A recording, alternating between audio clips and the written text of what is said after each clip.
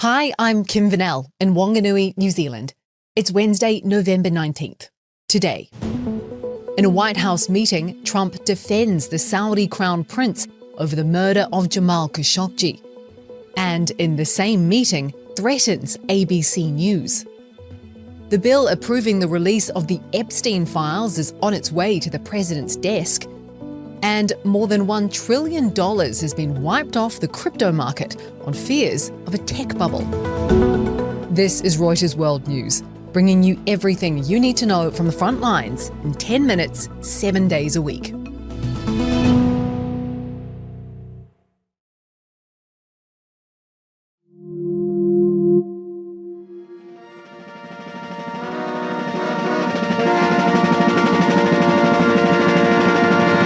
Saudi Arabia's Crown Prince Mohammed bin Salman receiving a lavish red carpet welcome from President Donald Trump at the White House. It's the Crown Prince's first visit to the US in more than 7 years, since the murder of Washington Post columnist Jamal Khashoggi made the Saudi leader an international pariah.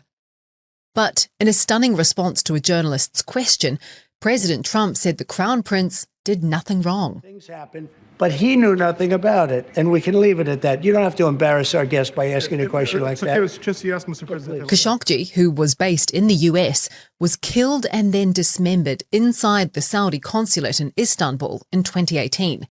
US intelligence found the Crown Prince himself had approved the journalist's capture or killing. Trump says Khashoggi had enemies. Job. You're mentioning somebody that was extremely controversial. A lot of people didn't like that gentleman that you're talking about. Whether you like it, the visit marks a high point for Saudi-US ties, with Trump designating Saudi Arabia a major non-NATO ally, granting military and economic privileges. Mohammed bin Salman was effusive in his praise of the president.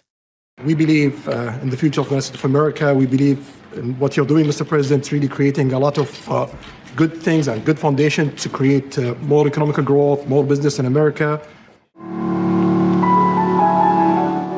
Later, Trump hosted an elaborate dinner for the Crown Prince.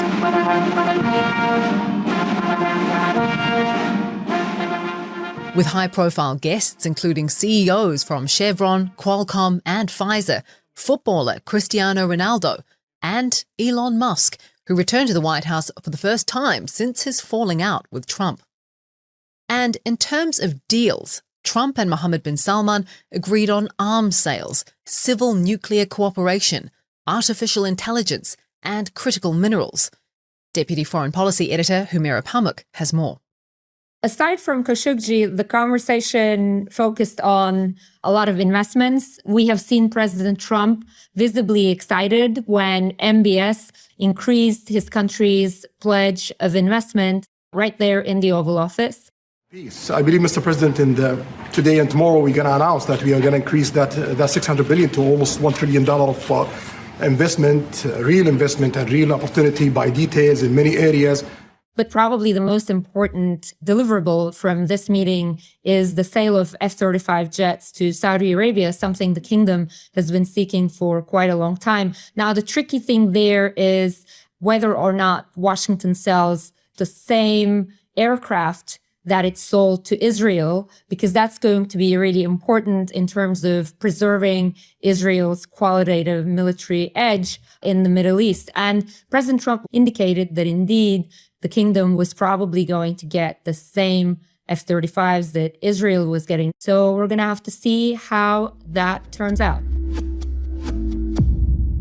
President Trump also gave details on the plan for Gaza, saying the Board of Peace, which will oversee a transitional government, will include heads of, quote, all the major countries. He also says the Saudi Crown Prince gave a positive response to joining the Abraham Accords. That's Trump's effort to get Arab countries to normalize relations with Israel. But Mohammed bin Salman didn't completely commit. And we want to be part of the Abraham Accord, but we want also to be sure that we secure a clear path of two-state solution. A two-state solution, recognizing both Israel and a Palestinian state, is something Israel remains vehemently against. As Trump and Mohammed bin Salman dined at the White House, a bill forcing the release of the Epstein files made its way to President Trump's desk. He could sign off on it as soon as today. But it's not clear how soon after that the files will be released. The House of Representatives overwhelmingly pushed the bill through in a 427-1 vote, sending it to the Senate, which swiftly approved it too. It's an extraordinary turn of events and an outcome President Trump had fought for months before U-turning. According to two sources, the White House is caught off guard by how quickly the measure moved through the Senate. Trump called for ABC News broadcast licenses to be pulled after taking issue with a question a network reporter asked him about the Epstein files during that Oval Office meeting with MBS. Why wait for Congress to release the Epstein files? Why not just do it now? You know, it's not the question that I mind, it's your attitude. Before the vote, about 24 survivors of Epstein's alleged abuse joined lawmakers to urge the release of the records, including Jenna Lisa Jones, who says Epstein sexually abused her when she was 14. I voted for you, but your behavior on this issue has been a national embarrassment. The Epstein files have become a serious political liability for Trump, taking a toll on his ratings.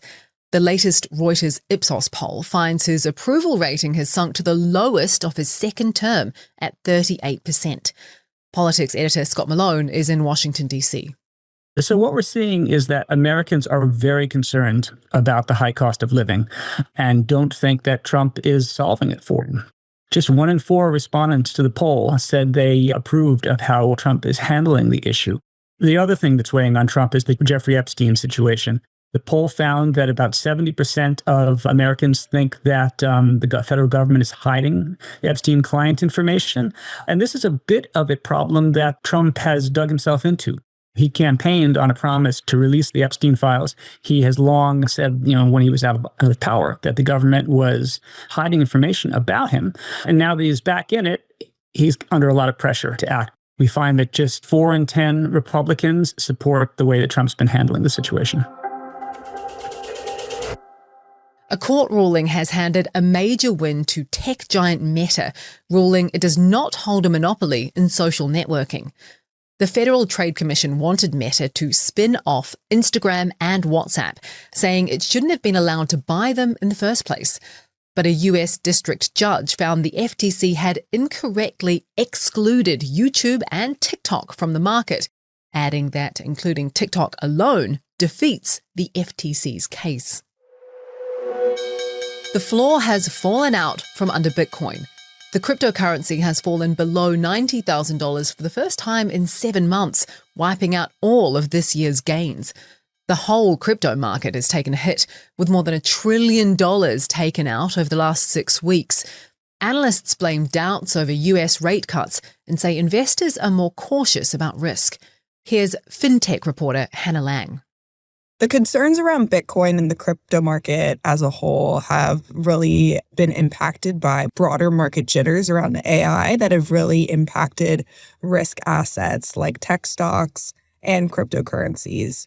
Despite a really successful year for digital assets broadly, which have risen on the backs of the Trump administration coming into office and pledging to overhaul a lot of existing cryptocurrency regulation. Crypto and Bitcoin in particular are very volatile and new assets, and they're not really predictable in the way that they move. There are a lot of large investors here whose actions can really impact the rest of the market, and that's not really something that's super common in a lot of other assets out there. So I think people have to be worried about how enduring this trend is right now and whether there's ultimately too much leverage in the system. We've seen a couple of different trends this year where traders have really piled up on leverage. And if that implodes, it really could impact prices even further.